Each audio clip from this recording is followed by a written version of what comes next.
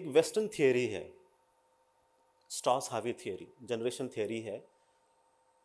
ये थियोरी ये कहती है कि जो भी संसार में होता है हर 100 साल के बाद वो रिपीट होता है, 80 से 100 साल के बाद रिपीट होता है। तो ये उनकी थियोरी है, उन्होंने काफ़ी अच्छे से स्टडी करके उन्होंने अपना स्टडी प्रेजेंट किया है 15th सेंचुरी से आगे, 15वीं सदी जो थी उससे आगे उन्होंने अच्छे से स्टडी करके लोगों को बताया ये। So maybe it is his understanding, उनको ऐसा लगा होगा। हम उसी साइकिल को हमारे देश के साथ अप्लाई करके देखते हैं। हमारे देश में हुआ क्या ऐसे कि 100 साल के बाद या 80, 90, 100 साल के आसपास क्या वाकई में कोई चीज़ें बदली हैं कि नहीं बदली हैं। तो आप थोड़ा सा पीछे जाते हैं, पीछे कब जाते हैं? 1858, जब ब्रिटिश रूल अप्लाई किया गया था देश में।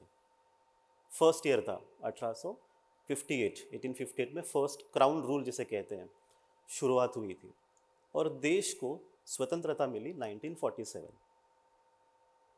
ऑलमोस्ट 90 ईयर्स के आसपास का गैप आपको दिखता है यहाँ पर। ये अपने आप नेचुरली आपको ही दिखाई देगा, आप उसके पीछे भी जाएंगे आपको 100 साल का वो गैप दिखेगा।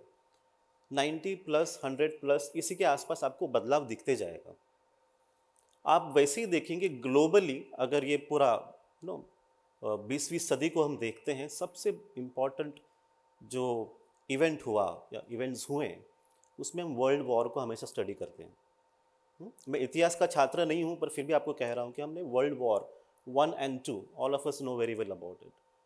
वो वर्ल्ड वॉर भी एंड हुआ 1945। आप देखिएगा, टाइम फिगर देखिएगा, 1945 एंड द 1947 हम स्वतंत्र हुए। व्हेन आवर जर्नी स्टार्टेड, एक फ्रीडम लेके इंडिपेंडेंट होके हमने अपनी जर्नी शुरू की।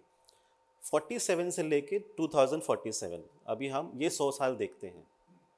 अब ये 100 साल देखने के लिए हम पिछला 75 ईयर्स देखते हैं, क्योंकि आज हम 75th ईयर बना रहे हैं इंडिपेंडेंस का। तो ये 75 साल में हुआ क्या इस देश में? आप भी यहीं थे, मैं भी यहीं पर था। क्या हुआ है इस देश में?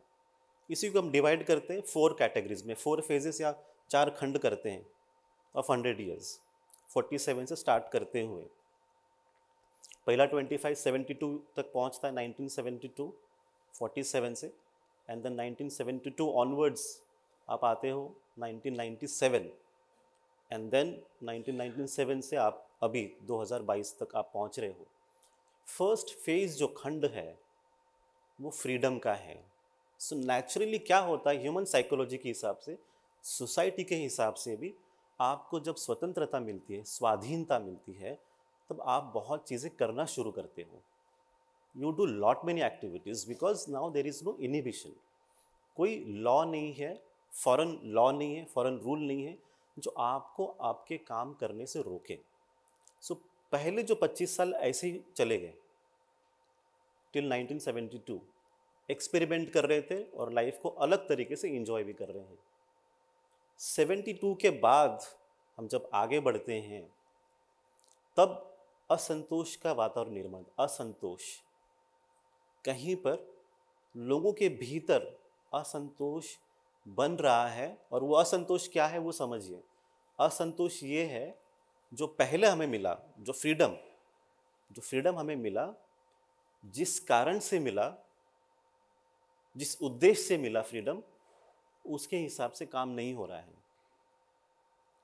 सो द नेक्स्ट 25 ईयर्स में जो सोच बनी वो फर्स्ट 25 ईयर्स के अगेंस्ट या ऑपोजिट बनी है कि शायद वो ठीक नहीं है, असंतोष है ये। सेकेंड खंड जो है 25 साल जो बाद में बने हैं, उसके बाद 97 से आगे अगर आप ध्यान से भी देखेंगे ना, 89 के आसपास भी, 1989 वेरी इंपॉर्टेंट ईयर जो देश के लिए था। वैसे 1997 ये सेकेंड ईयर है जो इस देश के लिए बहुत ज़रूरी था, इम्पॉर्टेंट था, जिसमें काफ़ी सारी चीज़ें देश के लिए बदली हैं। 1989 में भी आप में से काफ़ी लोगों को पता भी होगा, काफ़ी बड़ा बदलाव देश में हुआ। असंतोष जो था वो विजिबल हुआ और प्रैक्टिकली सामने आना शुरू हुआ। और असंतोष एग्जैक्टली उसी चीज़ के लिए है जो पहले हुआ है, फर्स्ट 25 ईयर्स ऑफ इंडिपेंडेंस। तो जो सेकेंड जो गैप था, सेकेंड 25 ईयर्स जो थे 50 ईयर्स के, जो नज़दीक पहुंचा 97 तक, तो यहाँ पर उसी थॉट को लेके लोगों तक पहुंचाने का शुरू होता है। 97 तक लोगों तक पहुंचाना है, और 97 के बाद अभी जब 2022 है, तो ये जो थर्ड फेज है, तीसरा खंड है, ये तीसरा खंड है जागरूकता का, जहाँ पर लोगों को बताया जाएगा, एहसास किया जाएगा कि जो फर्स्ट 25 ईयर्स हुए हैं उसे अभी हमको चेंज करना है, और अभी अभी हमको एक रेवोल्यूशन लेके आना है, बदलाव लेके आना है, परिवर्तन लेके आना है। इसीलिए ये जो आप चीज़ें देख रहे हो इस वक्त धरती पे या प्लैनेट पे, हमारे देश में वो बदलाव की बात कर रही है। At the same time it's happening everywhere also, ये सब जगह हो रहा है, it's happening everywhere. Everybody is asking for change, परिवर्तन, बेटरमेंट, कि कुछ अच्छा हो, अच्छा हो, अच्छा हो। अभी ये सोच इसका मतलब आपकी नहीं है, ये सोच अभी इस समय की है। You are playing a part in this role. अभी उस थियरी के हिसाब से जो लास्ट 25 ईयर्स हैं, उस थियरी के हिसाब से क्राइसिस कहता है, क्राइसिस वाला है, चैलेंज वाला है। हम ये कह रहे हैं ये मंथन वाला टाइम है, मंथन, जहाँ पर पॉजिटिव नेगेटिव माइंडसेट्स, आइडियोलॉजीज, कुछ भी अपनी तरफ से आप देख सकते हो, दे विल कम टुगेदर, और जो उससे निकलेगा, जो बेस्ट निकलेगा, जिससे आने वाली जो पीढ़ी है उनको उसका फल मिलने वाला है। So no matter you accept और डोंट एक्सेप्ट, ये चीज़ें बनने वाली है। जब आप अच्छा काम करेंगे तो आपको अच्छी चीज़ें ही मिलेंगी आने वाले समय में। आपका फोकस अगर डर पर है, नेगेटिविटी पे है, तो आपके लाइफ में आपको नेगेटिविटी बढ़ती हुई दिखेगी। तो आने वाला समय जो है दोनों चीज़ों को सपोर्ट करेगा। इन एक्सट्रीम केसेस पॉजिटिव करेंगे तो ज़्यादा आपको प्रॉस्पेरिटी मिलेगी, और अगर डर है, भय है, वरी है, आप उसमें और डूब जाएंगे। चॉइस आपके पास है, चुनाव फिर से आपको ही करना है।